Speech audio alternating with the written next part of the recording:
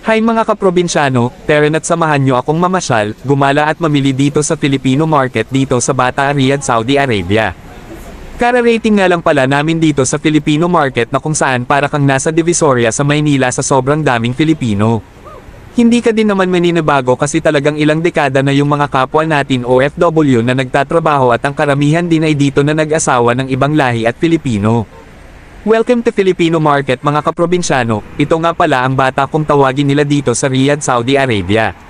Tatawin tayo sa footbridge na ito para doon tayo sa kabila mamasyal at mamimili ng ating stock para sa isang buwan. Wow! Pero na't samahan nyo kaming libutin itong Filipino market, kasama ko nga pala ang aking kapwa Filipino.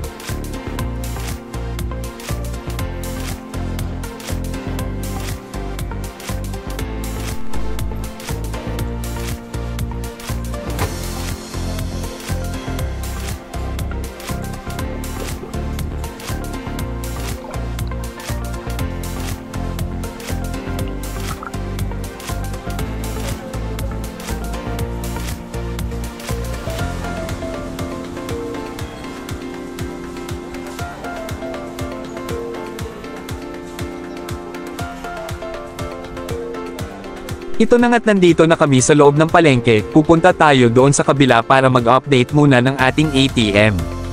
Malawak nga pala itong Filipino market na ito dito sa Riyadh, Saudi Arabia. Karamihan nga pala ng ibang lahi din dito fluent na din sa Tagalog kapag nagsalita.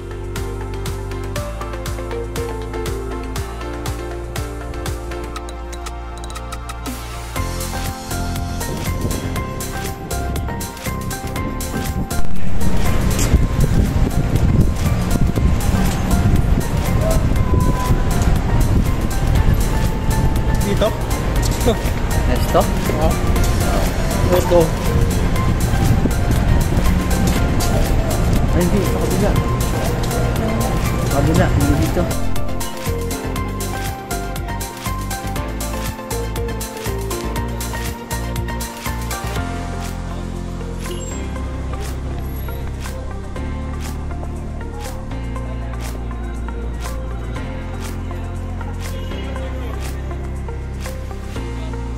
Ayan, dumaan tayo dito sa may sidewalk, may mga vendor din dito na Pinoy at nagtitinda talaga sila ng kakanin gaya ng biko, suman, bibingka, may mani at balut din at kung ano-ano pa.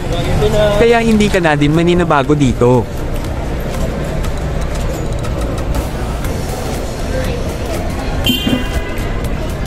Papunta na muna tayo ng Tawil Al Raji Bank para mag-update muna ng ating ATM at pagkatapos ay mag-grocery na muna.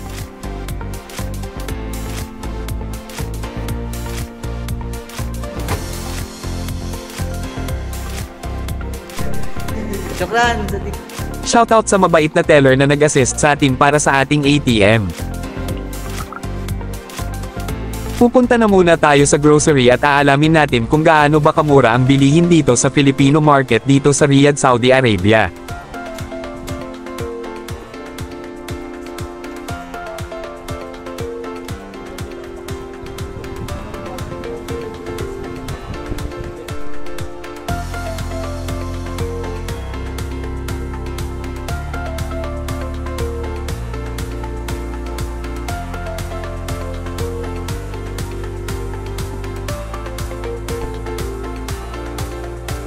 Kapag tuwing Friday nga pala halos parang Divisoria talaga ito sa sobrang daming tao at mga Filipino na namimili dito. Pasyalan na din at meeting place ng mga may kabit na may asawa sa Pilipinas, joke lang baka mabash tayo.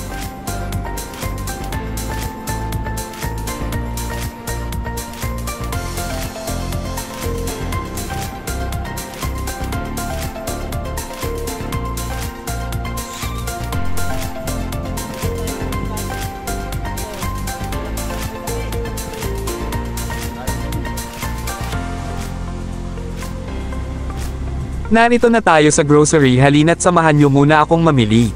Ipapakita ko sa inyo kung gaano kamura ang mga bilihin pala dito.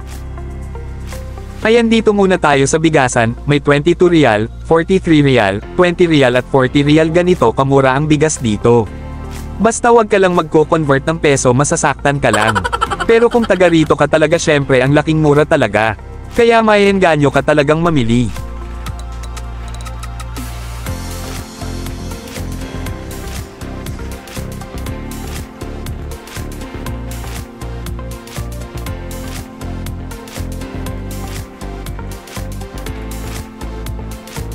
Ito nga pala ang pambansang pagkain naming mga Pinoy, ang Indomie. Murang-mura pala talaga siya at talaga namang makakaraos ka hanggang sa muling pagsahod mo, para syempre para makatipid na din. Yan ang diskarte ng mga Pinoy para lang may maipadala sa pamilya kahit yung totoo nagtitiis kami.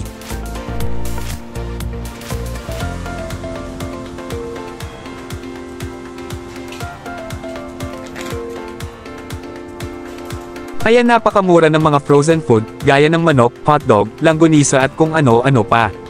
Syempre mamili muna tayo para mapagkasya natin ang 100 real sa loob ng isang buwan. Yung lang kasi yung allowance natin, syempre kailangang magtipid talaga. Ayan, napakamura din ng kilo ng mga prutas, talaga namang matutuwa ka.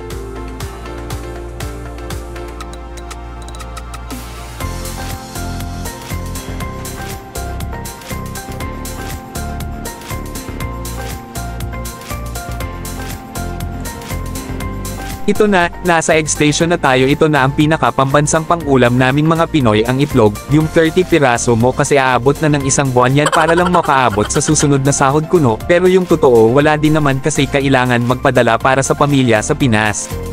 Napakamura nga lang din pala ng mga sibuyas at bawang dito, hindi gaya sa Pinas na sobrang mahal, tinalo pa ang ginto ng Saudi Arabia sa sobrang mahal. Ayan, may mga canned goods pa na export galing Pilipinas. Kaya tinaguring Filipino market.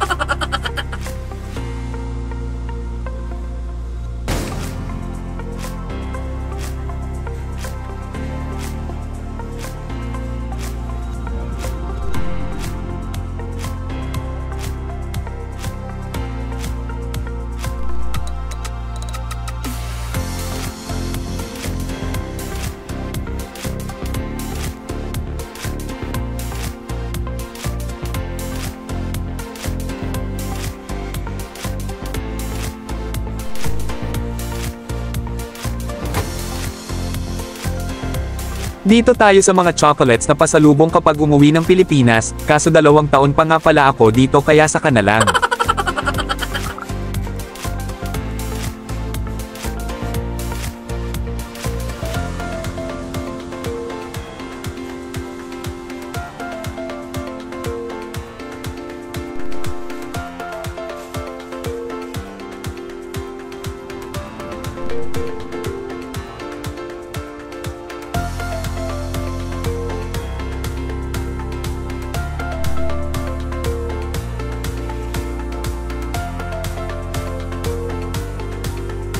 Dahil tapos na tayo mamili, ito na nga at pipila na muna tayo para makapagbayad.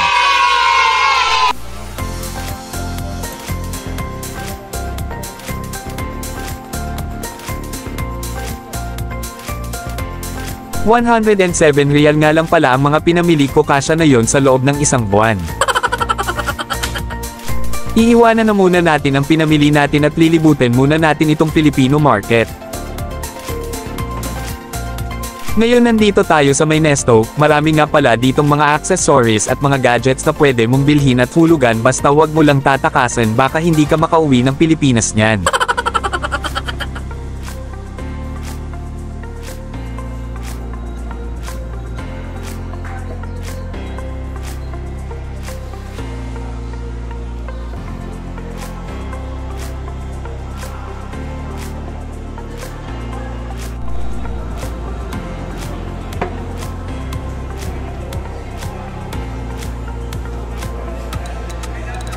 Maraming nga palang mga legit na gold dito na pwede mong ibenta sa Pinas kapag nag-invest ka nito. Wow!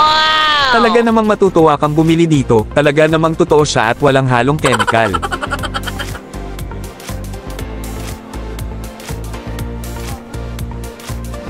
Tayo ng gold.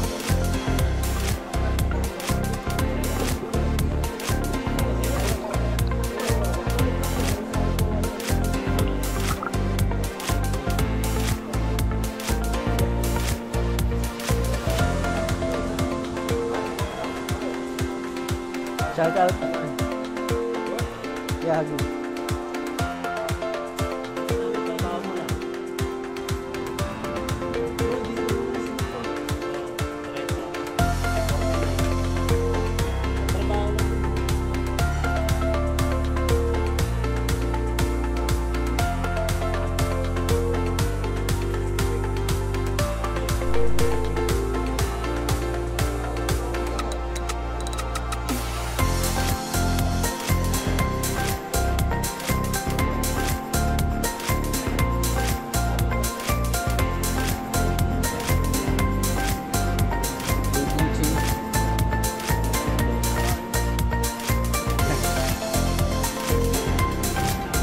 Ano yun pre? 350? 350 SR.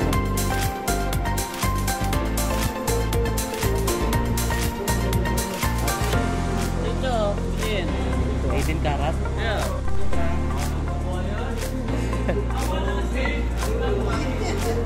Yeah. See you again.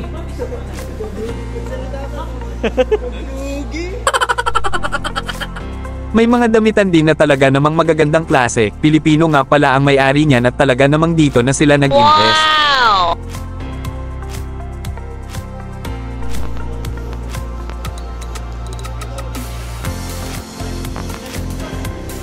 Pero na at aakyat muna kami sa taas, na kung saan dito ang pinaka-food court ng mga Pinoy, halos lahat pala ng nagtatrabaho dito at may business ay Pilipino din syempre.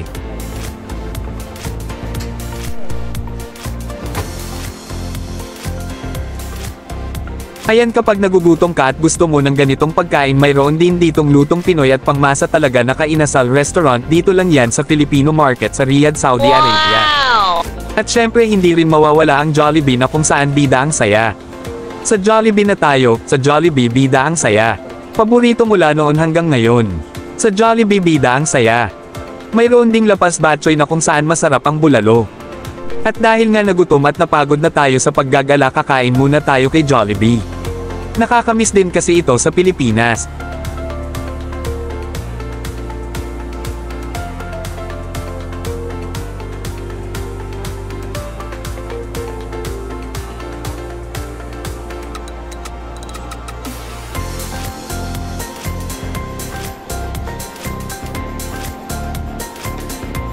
At dahil tapos na tayong kumain, salamat kay Jollibee, kahit walang libreng tubig. Ito nga pala ang food court ng mga Pinoy dito sa Filipino Market sa Riyadh, Saudi Arabia.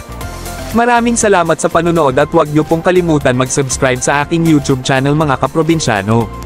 Hanggang sa susunod nating pagkikita. God bless you all.